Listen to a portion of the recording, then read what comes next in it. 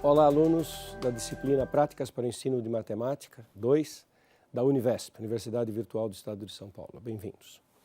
Nesta nossa última aula da disciplina, nesse período, nós teremos mais disciplinas de práticas para frente, mas nessa última aula vou completar aquela revisão que nós estamos fazendo dos principais tópicos abordados ao longo da disciplina, colocando ênfase em alguns aspectos importantes. Na aula de hoje eu vou falar um pouco de matrizes, funções e números complexos. Lembrando que desses temas eu não estou nestas aulas tratando do que é a coisa mais clássica, mais tradicional, que está em todos os livros didáticos. Eu estou tentando fazer alguns comentários, algumas sugestões de coisas que podem ser feitas, de atividades que nós podemos fazer para melhorar a abordagem disso perante os alunos. Há dificuldades no ensino desses assuntos e há algumas coisas que podem melhorar a relação com que o aluno tem, a relação que o aluno tem com essas matérias. Por exemplo, matrizes. Matrizes é um assunto extremamente sofisticado para fazer no ensino médio. Os alunos têm dificuldade em aprender matrizes, eles têm dificuldade em entender por que nós estamos fazendo o estudo de matrizes. É um assunto abstrato, a gente começa a tratar tabela de números e manipular tabela de números a um nível de abstração muito grande quando se faz isso. Número está associado a grandezas, está associado a quantidades, a medidas, a coisas concretas. Mesmo um número irracional como raiz de 2 está associado à medida do lado de uma diagonal de um quadrado. Isso é muito concreto. Uma tabela de números é uma abstração. Isso é difícil para os alunos. Se vocês pensarem na experiência pessoal de vocês, provavelmente muitos de vocês tiveram incômodos quando foram estudar matriz.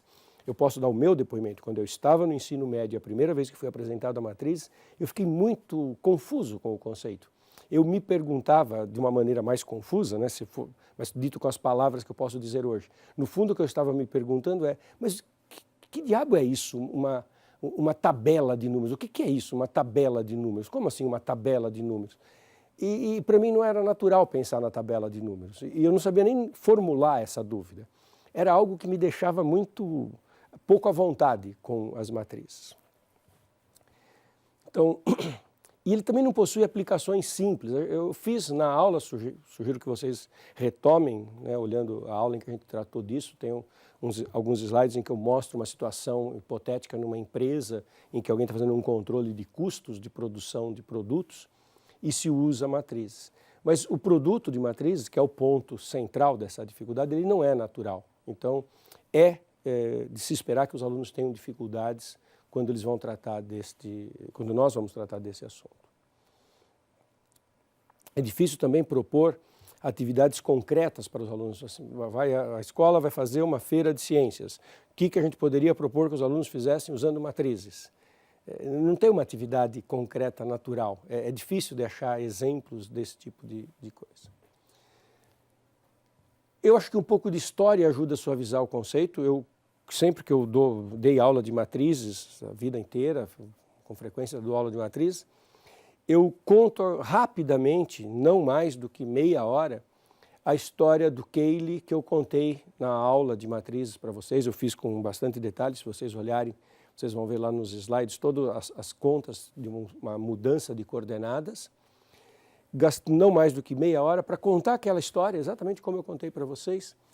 Isso faz com que os alunos se sintam mais à vontade com esse conceito. Embora para eles não seja uma coisa tão concreta, não é exatamente o que eles estão preocupados naquele momento, eles percebem que houve uma pessoa que estava resolvendo um problema num determinado instante no tempo, num determinado país, e que essa pessoa tinha um problema e que ao resolver aquele problema, ele esbarrou no conceito de produto de matrizes. Isso, digamos assim, humaniza o produto de matrizes, deixa de ser uma coisa caída do espaço no colo do aluno. Não vai resolver todos os problemas, mas ajuda. Tentar fazer aplicações.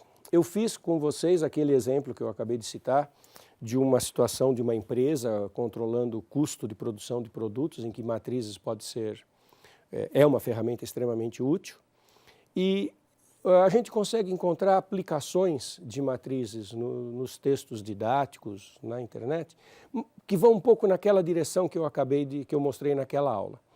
É difícil achar outras aplicações completamente diferentes daquilo. Existem, é claro, mas a gente não acha no contexto do ensino médio. Mas aquele tipo de aplicação eu acho que vocês devem ter em mente como algo a ser incorporado, sim, no ensino de matrizes. Ter sempre em mente aquela abordagem. Uma coisa que a gente tem que tentar fazer, não estou dizendo que isso é fácil não, mas é passar para os alunos a seguinte ideia, de que matriz é uma coisa contemporânea, moderna. Mesmo sem entrar naquelas aplicações que eu fiz um exemplo de produto de matrizes, que nós vamos encontrar. Matrizes como uma tabela. Um relatório dentro de uma empresa, um relatório de produção. Quando nós olhamos no jornal a tabela de classificação de um campeonato de futebol, é uma matriz em que tem numa linha o time que está em primeiro lugar e depois tem um monte de números na frente, que é o número de partidas, o número de pontos ganhos, o número de gols a favor, o número de gols contra, o saldo de gols, a porcentagem de rendimento que o time teve.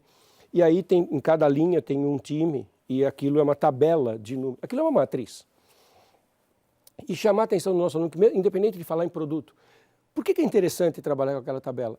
É interessante porque aquilo é um jeito moderno de tratar os dados. Tanto é um jeito moderno que, recentemente, os aplicativos, os programas de computador, os softwares, as coisas tipo Excel, esses programas que a gente encontra para manipular relatórios, para fazer contas, para fazer certos procedimentos matemáticos, eles trazem a ideia de matriz incorporada. Então, matriz é uma ferramenta do século XX e XXI. É natural trabalhar com matrizes. Quando se vai fazer na redação de esportes do grande jornal ou de um site, atualizar o Campeonato Brasileiro de Futebol e a tabela de classificação, o que se usa é um aplicativo que tem uma matriz e que classifica em ordem por pontos ganhos. Então, é uma coisa moderna. Trabalhar com tabelas de números é algo da modernidade, é algo do século XX e XXI. Se a gente conseguir passar essa imagem para os nossos alunos, isso vai ajudar muito o ensino de matrizes e vai ajudar muito a atingir os objetivos que a gente quer com a matemática da escola. O outro assunto que a gente tratou foi o assunto de função, que é um assunto que ocupa muito tempo dentro do ensino médio e também no ensino fundamental. Se vocês olharem, tem o momento que a gente faz função do segundo grau, função do primeiro grau, função logaritmo, função exponencial, funções trigonométricas, muitos momentos em que nós trabalhamos com funções. Dependendo do livro didático, da programação da escola, tem momentos que trabalha funções em abstrato, funções per si, sem ser nem a do primeiro, nem a do segundo grau ou a exponencial. Do ponto de vista de história, tem algumas coisas que é importante a gente saber e, na medida do grupo com que nós estamos trabalhando, passar isso para eles. Dirichlet e Cauchy estavam interessados em condições gerais de integrabilidade. O contexto que levou à definição de função tem muito a ver com cálculo, então não é uma linguagem fácil de levar para a sala de aula do ensino médio. Mas eles estavam precisando organizar, fazer uma coisa mais rigorosa com as condições para que uma função fosse integrável e a condição era continuidade. Mas é curioso, né? Já estava se falando em integrabilidade de funções, mas não se tinha a palavra função. Era integrabilidade, ponto. Buscava-se um teorema que garantisse a integrabilidade, mas o conceito de função até então não tinha sido necessário. Ao procurar a formulação de um teorema que se chegou na definição de função. A coisa teve uma evolução muito assim, diluída, muito confusa. Em 1837 é que aparece num trabalho do Dirichlet a seguinte frase, que é a primeira vez que aparece a definição de função como nós a fazemos hoje. Sejam em A, B dois números fixos, o A e o B vão definir o intervalo onde a função está definida. X uma quantidade variável que recebe necessariamente todos os valores entre A e B. Se a cada x corresponde um único y, a cada x corresponde um único y finito, de maneira que quando x se move continuamente no intervalo entre a e b, y igual a f de x também se move, varia progressivamente, então y é dita uma função contínua de x nesse intervalo. Observe que, ao mesmo tempo que o Dirichlet introduziu a definição de função, ele introduziu a definição de continuidade. Para isso, não é obrigatório em absoluto nem que y dependa de x, de acordo com uma mesma e única lei, nem mesmo que seja representada por uma relação expressa por meio de operações matemáticas. É aquela ideia abstrata. O que importa é aquilo que nós ensinamos para os nossos alunos. É uma relação que a cada elemento de um conjunto domínio associa um único elemento do conjunto imagem. Não precisa ter uma fórmula para isso. E nem precisa ser matemático o contexto. Essa maneira de escrever aqui, essa tradução, está no livro da Tatiana Rock, de História da Matemática. Os fatos que estão destacados nessa definição é que são todos os pontos do domínio, a unicidade da imagem, a generalidade, que nem precisa ser matemática, e a continuidade. Passada essa fase, essa parte da definição foi abandonada e nós ficamos com uma definição de funções mais básica que não envolve essa coisa de continuidade. Então, não faz parte da definição básica a continuidade. É importante chamar a atenção dos nossos alunos que isso aqui é importante, que x percorra todos os pontos e tenha um único valor. Eu dou vários exemplos para os alunos quando eu falo disso. Por exemplo, imagine um paciente que está fazendo um daqueles exames em que se coloca um aparelhinho que mede a pressão arterial, o batimento cardíaco durante um período de 24 horas. É um exame cada vez mais comum das pessoas fazerem, esse monitoramento de alguma função biológica durante um período longo. E gera uma saída, né, um resultado que como que variou aquela coisa que está sendo medida, pressão cardíaca, batimentos, durante um período longo. Ora, é preciso que o aparelhinho forneça a informação que o médico quer, batimento cardíaco, pressão, seja o que for, para todo o domínio. Não pode, depois que terminou o exame, ao olhar o relatório, dizer, bom, ele não mediu nada entre as 5 da tarde e meia-noite. E daí o médico não sabe o que aconteceu nesse período. Para que a gente possa usar efetivamente a noção de função no mundo real, é importante todo x do domínio tem que ter informação. Essa é a grande ideia. Todo x do domínio tem que ter informação. E que a informação seja única. Seria também quase que cômico, anedótico, se o médico, ao pegar o relatório do que foi medido, detectasse que numa certa hora do dia, às 19 horas, aquele exame está acusando 2, 3 valores diferentes para aquilo que ele queria medir. Se era a pressão arterial, que o relatório diga 3 valores de pressão arterial, 12, 14, 18. E aí o médico não sabe o que aconteceu, não pode ter 3 valores, tem que ter um único valor daquilo que está sendo medido. Então é importante para a efetividade do conceito de função essas condições que estão no domínio. E nem sempre isso é destacado para os alunos. Por que a definição de função é assim? Não é gratuito. A definição de função é qualquer x do domínio, um único y, e não tem o qualquer no y. E pode ter diferentes x com o mesmo valor. Claro, em diferentes horas do dia a pressão arterial podia ser a mesma, então diferentes x pode soltar o mesmo, chegar na mesma imagem. Isso é importante discutir com os alunos. A definição de função não é gratuita. Também é importante que ao fim do trabalho com funções, esteja claro para o aluno que existem várias maneiras de destacar uma função. Diagrama de flecha, que é o mais simplinho, né? Aquela que vocês mandam um elemento no outro, faz esse desenho para o aluno ver concretamente. Pares ordenados, né? Quando nós dizemos que o par ordenado faz parte da função, está dizendo que a imagem do 2 é o número que está escrito aqui, no caso 3. O 2 tem como imagem o 3. Uma fórmula que se eu substituir x por 2 dá 3. Um ponto no gráfico, né? O ponto 2, 3, esse ponto faz parte do gráfico. E tabelas, não? Eu dei alguns exemplos para vocês, fiz um exercício como que tabela é uma coisa importante. Na verdade, tabela é o que é mais comum no dia a dia. Nos laboratórios, nos relatórios nas empresas, nos jornais, quando nós olhamos os dados, quando se olha o PIB do país nos últimos anos, a cotação do dólar nos últimos meses, várias dessas coisas não são apresentadas por uma fórmula. As coisas mais comuns, quando a variável x, o tempo, tem muitas informações, como que diárias, aparece um gráfico.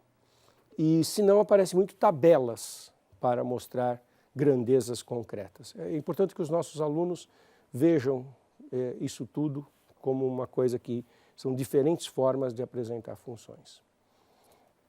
Algo que também não é muito comum é conexão com inequações.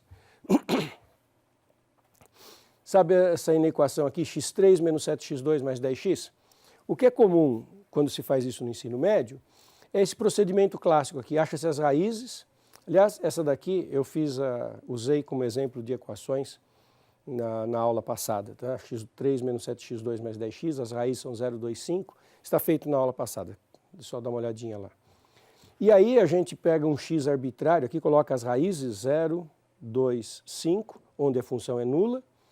Essa expressão é nula, daí a gente pega um x, por exemplo, 1, que está aqui entre 0 e 2, 1 mais 10 menos 7 é positivo, então a gente põe positivo, e aí a gente faz alternância de sinal, aqui negativo, negativo, mais, quando as raízes não têm multiplicidade, ela vai trocando de sinal, e resolve-se a inequação. Maior ou igual a zero está aqui, é esse intervalo e esse intervalo. E às vezes os livros didáticos chegam até aqui e param. E eu acho tão bonito mostrar que esta função x3 menos 7x2 mais 10x tem esse gráfico e que quando a gente estava resolvendo a inequação maior ou igual a zero, o que a gente estava olhando era quando que este gráfico está para cima do eixo x. E ele está para cima do eixo x no intervalo 0, 2 e ele está para cima do eixo x a partir do 5 para infinito. Repito o que eu falei na aula passada, a gente não ensina a fazer gráfico de função de grau 3 no colégio. Não tem importância. Isso é um bom repertório para ter nas nossas mãos, para ilustrar uma aula e dar um significado geométrico para uma inequação. Isso é muito bonito. Não é?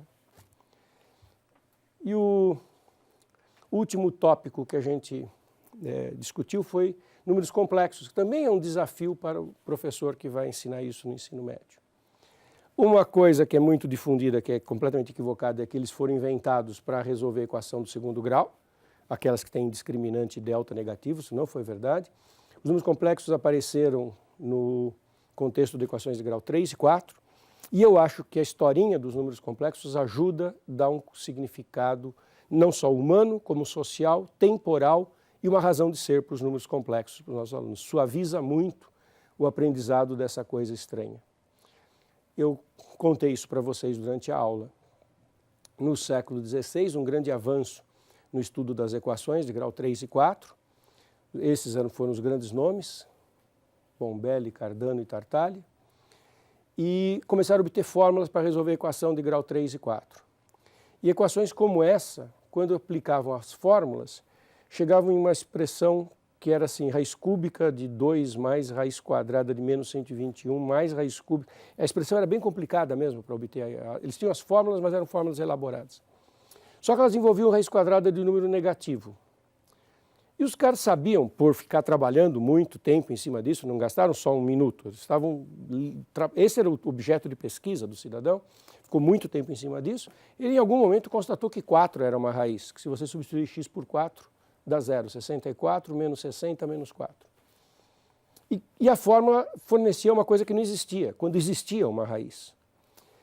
Manipulando essa expressão para tentar entendê-la, chegaram em 2 mais raiz de menos 1, 2 menos raiz de menos 1. E olha que coisa estranha, se operasse com o inexistente como se ele existisse, cancelaria isso e 2 mais 2 daria 4, que é a resposta certa.